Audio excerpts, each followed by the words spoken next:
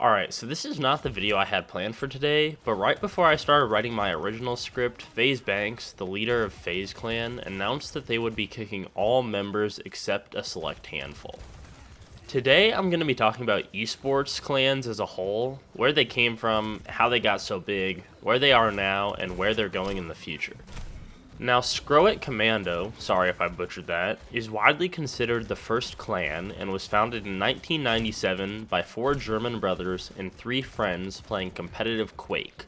Following this, it was just about the same for over a decade. Small clans made to play competitively in their local arcades or in the city's annual competition.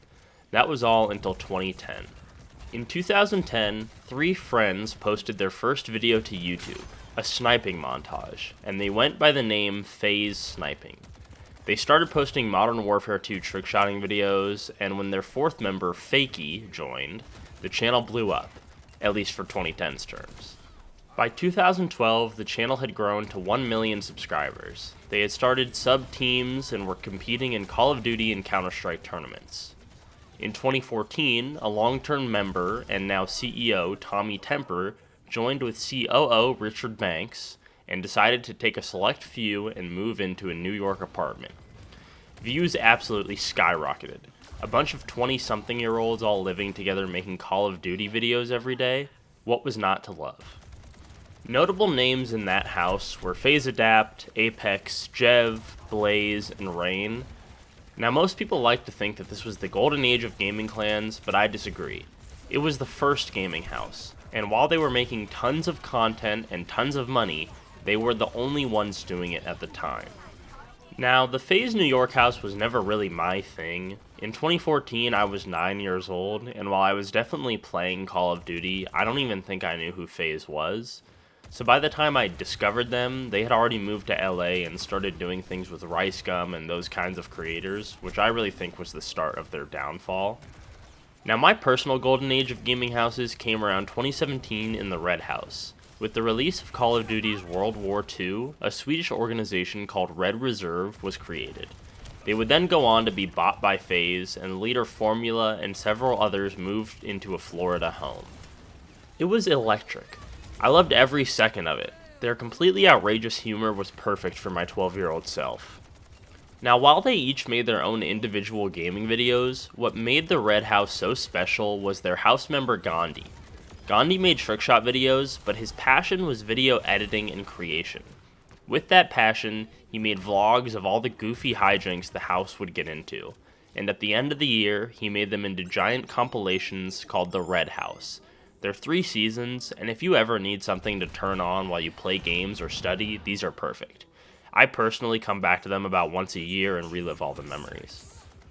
In late 2017, Fortnite Battle Royale was released, and just like everyone else that got to it first, these guys blew up from making early Fortnite videos. About 2 years after Red Reserve got a house, they were bought out and shady corporate moves were being made. All the guys left Red and joined the Luminosity clan. This was a very weird time. They all seemed like they didn't know what to do or what they wanted, so it was very short-lived. I think they even joined SOAR for a little while, but if they did, it was so insignificant and I can't be bothered to go check.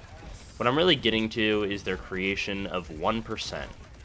They had made their very own gaming clan, moved into a giant Florida mansion, and all had Lamborghinis or McLarens. It was crazy to see how far they had come, but you could tell things weren't the same. Just as they were when FaZe moved to LA, videos were getting bigger, and they lost the friendship aspect that everyone liked to see. You could tell they only talked when they needed to make a video. While writing this, I checked on old Red members Kiwis and Formula, who now have a combined 8 million subscribers, and it's a pretty sad sight. They both post custom Fortnite tournaments every single day and are lucky to get over 100,000 views, which is no number to shake your head at, but it's truly a fall from grace. Not to mention old members Nick, Random, and Gandhi, who haven't posted a video in months. Now, I know I'm really focusing on these old Red guys, but they were a big part of my childhood, so I check up on them often, and I guess they're what I want to talk about most. But there are lots of other clans like Optic, 100 Thieves, and SOAR. I think if we were to talk about current day, Optic is doing the best right now, and I think that's because they're kind of doing the least. They obviously still post and do collaborative things, they even have a podcast, but unlike other clans, it doesn't feel like they've opened up the floodgates to new recruits like everyone else in the past couple of years. They have their old and new members, and they keep their circle tight. I haven't really talked about actual competitive esports, and that's kind of because I think they're in the same place.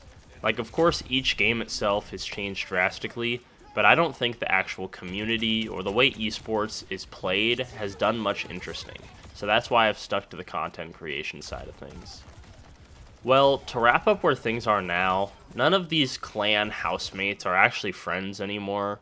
All their content is the same and forced. They're all addicted to drugs, and most of them are probably child predators. Yeah, Kiwis, I didn't forget about that. Alright, so on to where these clans are heading. And it's a short and simple answer. Nowhere. Now, FaZe may be a silver lining. I would assume they have something planned after kicking like 80% of the clan, but I don't think it'll work out because they're still majority corporate owned, and that's always a recipe for disaster. Back to the others, Optic, Soar, 100 Thieves, Team Liquid, whichever one you want to name, they aren't doing or planning anything cool, and they're sadly a thing of the past.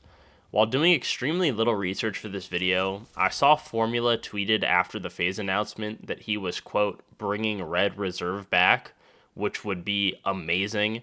But yeah, that's obviously a joke, and I'm sure he's happy in life forcing out a Fortnite tournament every day.